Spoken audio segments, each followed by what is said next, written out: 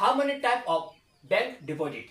Bank deposit कितने प्रकार के होते हैं। How many type of bank account, bank account कितने तरह से होते हैं। देखिए, बैंक डिपॉजिट, डिमांड डिपॉजिट, इसका मतलब होता है मांग जमा।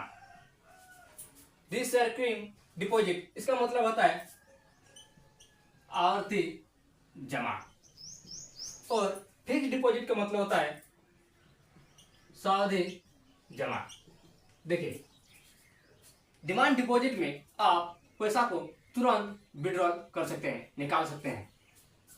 रिकरिंग डिपॉजिट में भी आप अपने पैसा को तुरंत विड्रॉल कर सकते हैं। लेकिन फिक्स डिपॉजिट में जब आप इन्वेस्टमेंट करते हैं तो आपका एक टाइम तक लॉकिंग हो जाती है। यहाँ लॉकिंग टाइम होती है, जैसे 5 साल, 10 साल, 15 साल, 20 साल, 25 साल। यह जब आप इन्वेस्टमेंट करते हैं तब आपका जो टाइम है वह लॉक हो जाता है और उसके बीच आप अपने पैसा को विड्रॉल नहीं कर सकते हैं। फॉर एग्जाम्पल के लिए, आप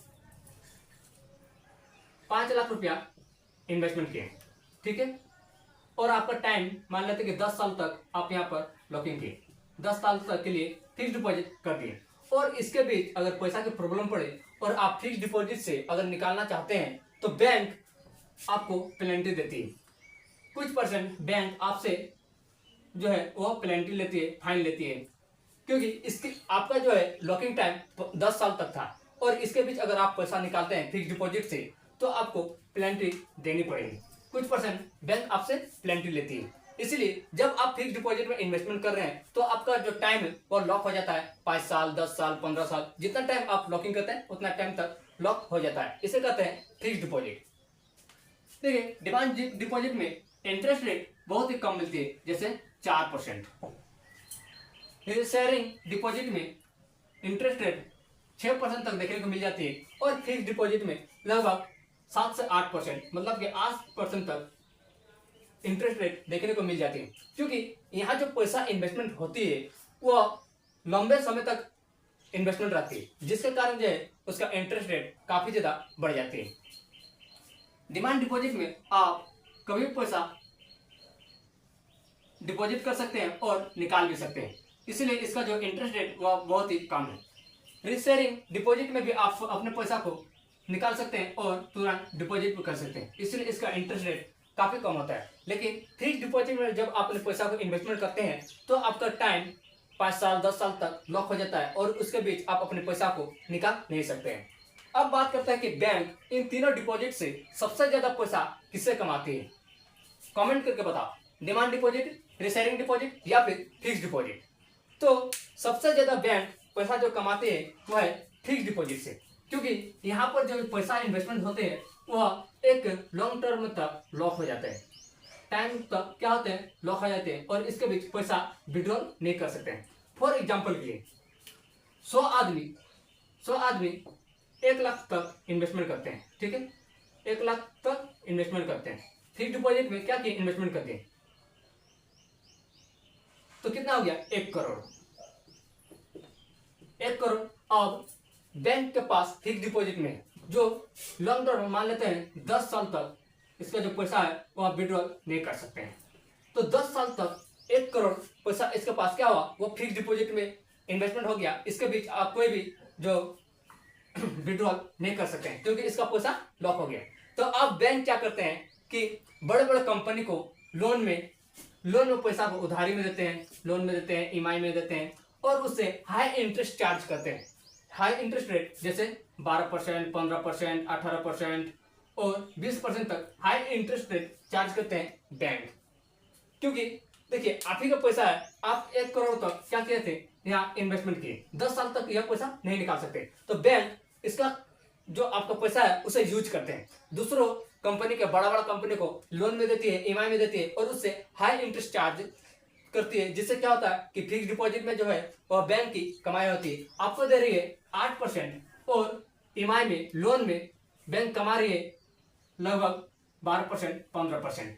तो बैंक आपका पैसा यूज करते हैं और बैंक की अर्निंग होती है और इस तरह से बिजनेस मॉडल में बैंक काम करती है।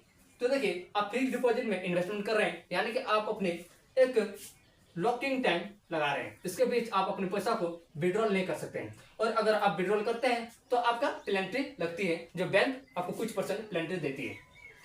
अब देखिए, डिमांड डिपॉजिट में भी दो तरह का अकाउंट होता है। पहला सेविंग अकाउंट और दूसरा करंट अकाउंट। देखिए, सेविंग अकाउंट में जो है वह पर्सनल अकाउंट होता है, आपका पर्सनल पैसा होता है। और करंट अकाउंट में बिजनेस का पैसा होता है, देखिए, सेविंग अकाउंट में लगभग 2 से 3% तक आपको इंटरेस्ट रेट देखने को मिल जाती है, लेकिन करंट अकाउंट में कोई भी इंटरेस्ट रेट नहीं मिलती है। सेविंग अकाउंट को आप सैलरी अकाउंट भी कह सकते हैं और करंट अकाउंट को बिजनेस अकाउंट। देखिए, बिजनेस अकाउंट करंट अकाउंट में ओपन होती है। यह सेविंग अकाउंट कोई भी ओपन कर सकते हैं, लेकिन बिजनेस अकाउंट कोई ओपन नहीं कर सकते हैं। तो करंट अकाउंट ओपन करने जाएंगे तो आपको बिजनेस अकाउंट ओपन करना पड़ता है और इसे बिजनेस का कुछ डॉक्यूमेंट्स फाइल करनी पड़ती है, कुछ डॉक्यूमेंट शो करनी पड़ती है। देखिए, तो करंट अकाउंट में जो है वो बैंक कैसे अर्निंग करती है। फॉर एग्जाम्पल की बिजनेस अकाउंट में काफी ज्यादा लेन देन होती है, काफी पैसा जो है वह लेन देन होती है करंट अकाउंट से, और इससे इंटरेस्ट नहीं देनी पड़ती है, जिसके कारण जो है बैंक इस पैसा को यूज करते हैं, बड़े बड़े लोन देते हैं और हाई इंटरेस्ट रेट अर्निंग करते हैं, हाई इंटरेस्ट रेट चार्ज करते हैं, जिसके कारण बैंक का जो है वह अर्निंग होती है। डिमांड डिपॉजिट को ही कासा कहा जाता है, सेविंग अकाउंट, करंट अकाउंट, और रिसेयरिंग और फिक्स डिपॉजिट को राफा कहा जाता है, रिसेयरिंग अकाउंट और फिक्स अकाउंट।